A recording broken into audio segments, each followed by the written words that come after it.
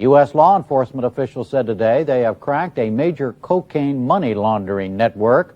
Thomas Constantine, head of the Drug Enforcement Administration, said agents in the United States, Spain, and Italy have made 88 arrests in the past 2 years. 9 tons of cocaine and $52 million were also seized in the United States and Canada. Constantine said the 2-year investigation established direct links between the Cali drug cartel in Colombia and the Italian mafia. His face ducking our cameras, looking at his heavy shackles. He's Jose Palacios, a Colombian born in Chicago, with relatives from Cali, Colombia, cocaine capital of the world. Federal agents say Palacios bought huge quantities of coke directly from the Cali Cartel and directed shipments from Tampa to other major cities from New York to L.A. I can't think of a reason why they would, pick Tampa over Orlando or Jacksonville or anything like that. Also arrested, Alfred Williams, Sr. and Jr. They own a Tampa trucking company. Federal documents say bricks of cocaine would be loaded in the very back of some of those trucks, then covered with a fake wall. Vandenberg Airport is another link. Behind this brand new lock on Hangar 143, there allegedly is a Cessna 310 outfitted for long-distance ferrying of drugs or money. Millions of dollars that the federal document suggests this Tampa mortgage company helped to launder. Oscar and Sylvia Alvarez own this company. An invitation to President Clinton's inauguration hangs in the lobby.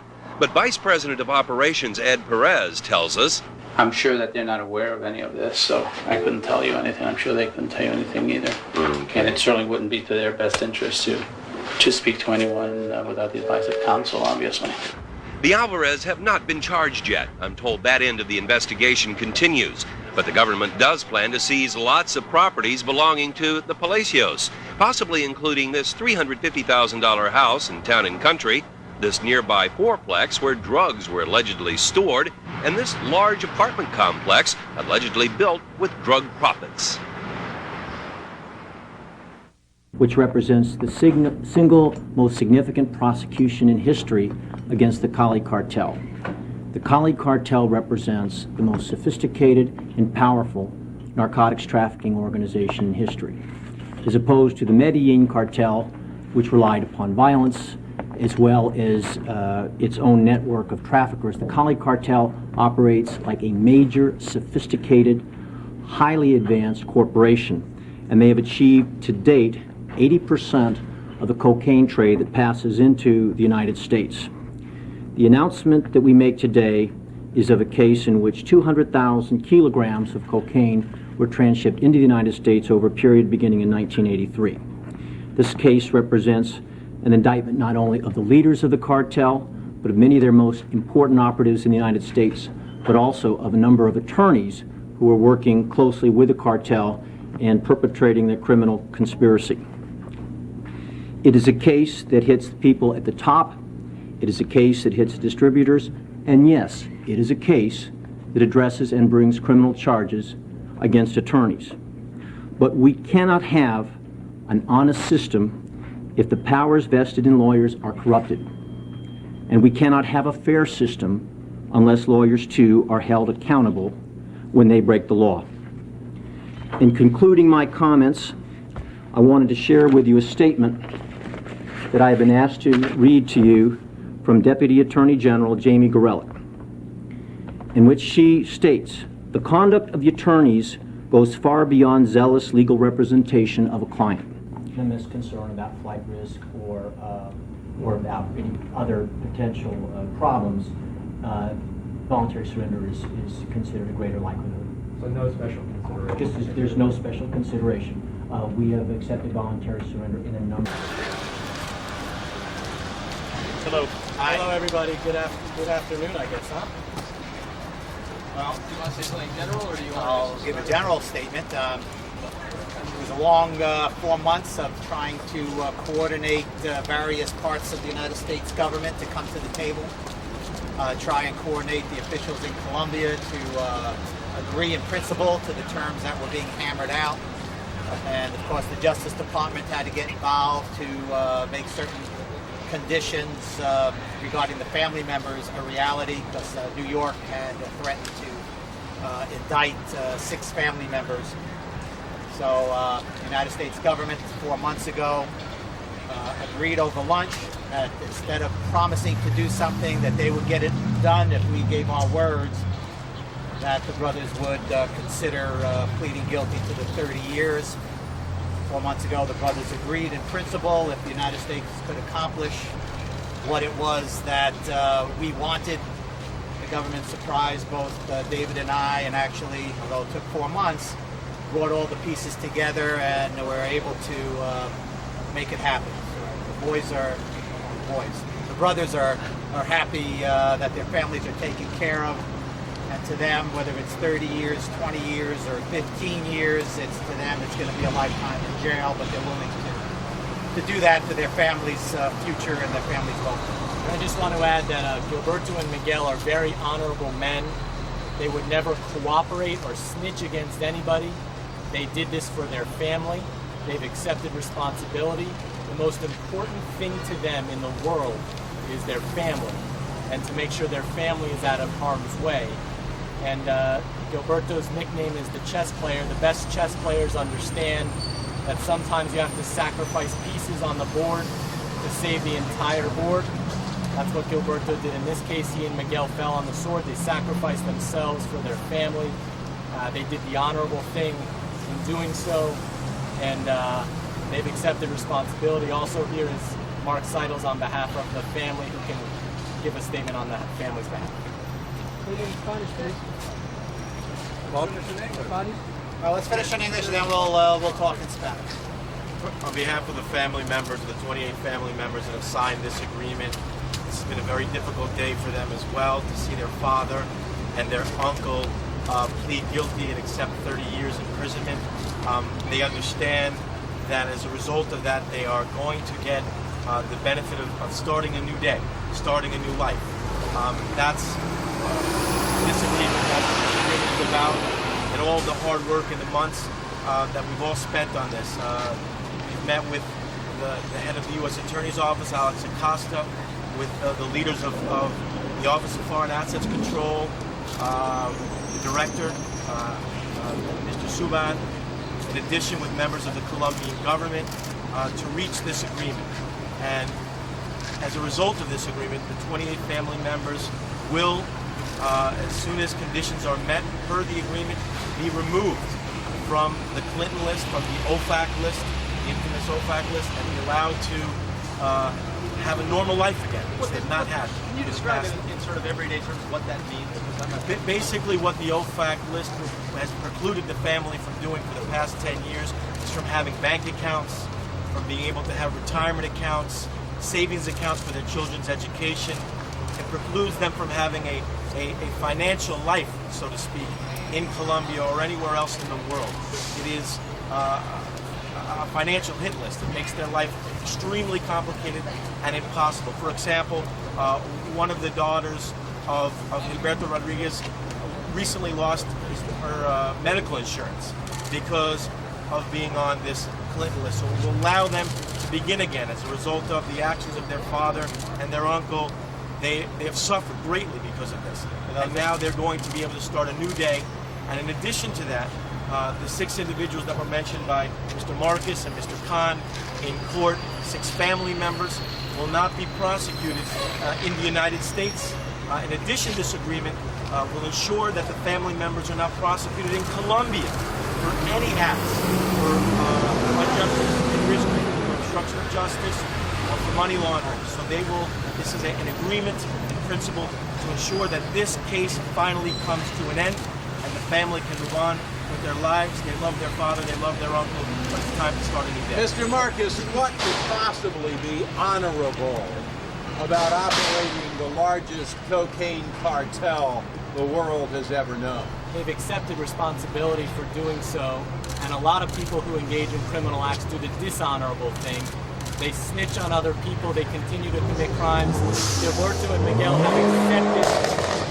have accepted responsibility, and they're also protecting their family. More important than anything else, I'm sure to you and to me as well, is family. And they're protecting their family right now, and that's very important, and I think it is honorable. One of the things, if you don't know, the OFAC list was created to prevent American companies, American citizens, and the effect is for foreign companies and foreign citizens to follow suit, not to have any business with individuals on the list. Since 1995, when Miguel and Gilberto were placed on the list, the United States put on every family member, every chauffeur, anybody associated with the Orejuela family to preclude any of them from earning a living or getting an income. The family has suffered for 10 years in trying to live off of the means that they could establish independent of business transactions with the United States. And that's very, very difficult. Most driving and largest consideration of the Orejuelas was that OFAC list and getting the family off of the list so they could pursue normal lives. 28 family members. 85% of them will have professional degrees. They have the ability to earn an income if they were removed from that list. I can assure you, as I'm sure Mr. Seidel's and Mr. Marcus can, that once they're off that list, they will have productive lives, legal means to support themselves, and will hopefully go on to obscurity and be able to just live normal lives. The way you describe it's almost like they're ransoming their relatives. Well, with who's ransoming? I don't know. That the brothers are paying the ransom to get their relatives out of it. Basically, what the government has asked for is a plea to the maximum in order to comply with the desires and wishes of the clients. I don't want to say it's ransom because that's a poor terminology, but we had good defenses. We had won a major victory in the magistrate's court regarding the elimination of possibly 75% of the witnesses. That matter was scheduled for hearing by Judge Judge Moreno, making you a judge already. Judge Moreno on appeal for Thursday. The brothers have decided to forego their legal defense, to forego their chances of winning, and I believe we had that opportunity, and to ensure the safety, the security, and the financial security of their family. I will add this. For the past 22 months, the Rodriguezes have spent their time up on the top floor of that prison, the special housing unit, and the conditions have been just awful. And they're looking forward to being designated to a facility where they can spend time without those awful conditions, without spending time in a small room where all they could eat was tuna. They're looking forward to moving forward with their time as well. That it's been a very, very difficult 22 months on them, and they're putting this behind them, moving forward for them and their families. They are falling on the sword for their families by accepting responsibility and by moving forward.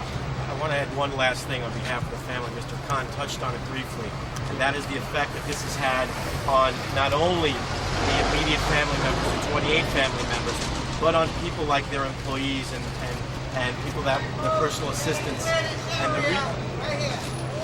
And the reason for that is because of this. Is because of this Clinton list. And I would like that this is communicated to people in Colombia, the citizens of Colombia, to give the Rodriguez-Orejuela family a chance because of them and because of their father and their uncle, to assist them as well in the process of getting off of this very, very difficult list that they're on, and they're going to do their best to right what has been wrong. They're good people, they want another chance, and they're asking the Colombian folk and the media to give them that opportunity because, as you all are well aware, their father and uncle just accepted 30 years of prison. If there's no further questions. This week, and I saw him, but I didn't fly back well. What's his feelings about all of this? Well, his feelings are that he has been extradited for supposedly dealing in drugs after 1995 when he went into prison in Colombia. And his position very firmly is that he has not, okay, and that he has already paid for this crime in Colombia. He was convicted there, he served 9 years in prison, and that he shouldn't be extradited. And that's what he perceives to be the great unfairness of this situation that he's going through. So you're going to obviously fight this, and what would that mean, that he would eventually go back to his homeland? Well, we're going to, go to trial, but his main concern, of course, is can he really get a fair trial? essentially here in the States, a person of his background, and he's right, he probably will not get a fair trial. And so he understands what he's facing, but he feels that it's unfair in that he has already served 9 years for this crime in Colombia. So he feels that he should have been allowed to stay there and serve his time there. So at this point on Monday, what are we going to be seeing? Monday we're going to have a brief hearing, which is just to set a future trial date and to settle matters of pleading not guilty, and just a very administrative matters are going to be taken care of Monday. It should be a very simple hearing. The indictment says that he laundered money and ran a drug ring from the prison cell, but your client is obviously saying no to this. He denies that after 1995 he got himself involved in any type of illegal activity relating to drugs. And why is it that the government has been so heavy-handed on this matter? Well, they have individuals who are trying to get their penalties reduced. Essentially, that's what they have. 2 or 3 individuals who are saying that he did get involved in that activity after 1995, and that's what the case is about. So I suppose that those issues are normally settled by a jury. We'll see what happens. Okay, great. Thank you. All Let me right, get your full name, Jose. Quignon. Thank you. Thank you for